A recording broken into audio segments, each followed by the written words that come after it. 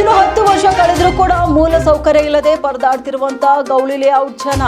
ಬೀದರ್ ನಗರದ ಚಿಕ್ಕಪೇಟ್ನಲ್ಲಿರುವಂತಹ ಗೌಳಿ ಲೇಔಟ್ನ ಜನರು ತಮ್ಮ ಆಕ್ರೋಶವನ್ನ ವ್ಯಕ್ತಪಡಿಸ್ತಾ ಇದ್ದಾರೆ. ಕಳೆದ 10 ವರ್ಷಗಳ ಹಿಂದಷ್ಟೇ ಈ ಲೇಔಟ್ ನಿರ್ಮಾಣವಾಗಿದೆ. ರಸ್ತೆ, ಚರಂಡಿ, ಬೀದಿ ದೀಪಗಳಿಲ್ಲದೆ ನಿವಾಸಿಗಳು ಇಲ್ಲಿ ಪರದಾಟ ನಡೆಸುವಂತಾಗಿದೆ. ಇನ್ನು ಮಳೆ ಬಂದ್ರೆ ಸಾಕು ಕೆಸರುಮಯವಾಗುವಂತಹ ಗಾಳಿ ಲೇಔಟ್ ರಸ್ತೆಗಳು ಇಲ್ಲಿ ನೀವು ನೋಡಬಹುದು. ಮಳೆ ನೀರು ನಿಂತು ಜನರ ಸಂಚಾರಕ್ಕೆ ತೀವ್ರ ತೊಂದರೆ ಉಂಟಾಗ್ತಿದೆ. ಇನ್ನು ಸೊಳ್ಳೆಗಳ ಕಾಟದಿಂದಲೂ ಕೂಡ ನಿವಾಸಿಗಳಲ್ಲಿ ಆರೋಗ್ಯ ಆತಂಕ ಹೆಚ್ಚಿದೆ. ರಾತ್ರಿ ವೇಳೆ ಕತ್ತಲಲ್ಲಿ ಮುಳುಗುವಂತಹ ಗೌಳಿ ಲೇಔಟ್ ಇದಾಗಿದೆ. ಬೀದಿ ದೀಪಗಳಿಲ್ಲದೆ ಮಹಿಳೆಯರು, ಮಕ್ಕಳು, ವೃದ್ಧರು ಪರದಾಟ ನಡೆಸುವಂತಾಗಿದೆ.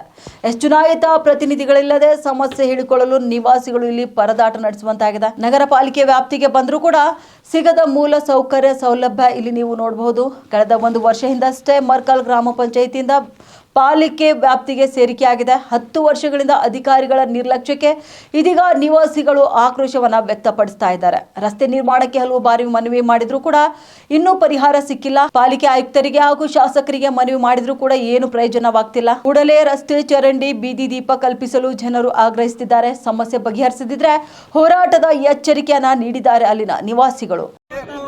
ಬೇಕೇ ಬೇಕು, ನೀರು ಬೇಕು, ಮೂಲಭೂತ ಸೌಕರ್ಯ ಎಲ್ಲ ಬೇಕಾಗುತ್ತೆ ಅಂತ ಈ ಮೂಲಕ ಹೇಳ್ತೇವೆ.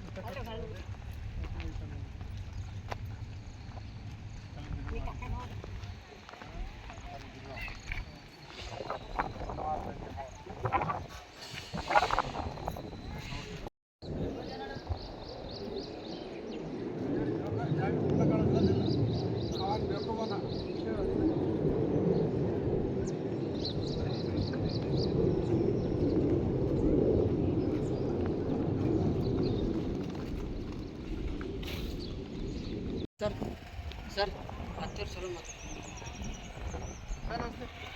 ಕರೆಸರಿ ರಜಾನಗರ ಕರೆಸರಿ ನಾದು ಕರೆಸ್ತಾ ಹಲೋ ಸರ ಏನು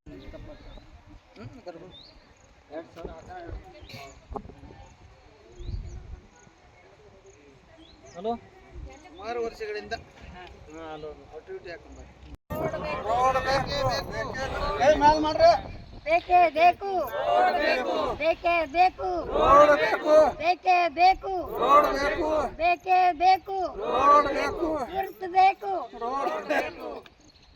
ಸರ್ ನಮಗೆ ಇದು ರೋಡಿನ ತೋಲ್ ಇದು ಆಗ್ಲತ್ತ ಸರ್. ಹೋಗ್ಲಿಕ್ಕೆ ಗಾಡಿ ಬರ್ಲಿಕ್ಕೆ ಮಟ್ಲಿಕ್ಕೆ ಪಾರ್ಗಳದು ವ್ಯಾನ್ ಬೀನ್ ಎಲ್ಲ ಯಾನ್ ಟೈರ್ಗಳೆಲ್ಲ ಜರುಗ್ಲತ್ತ.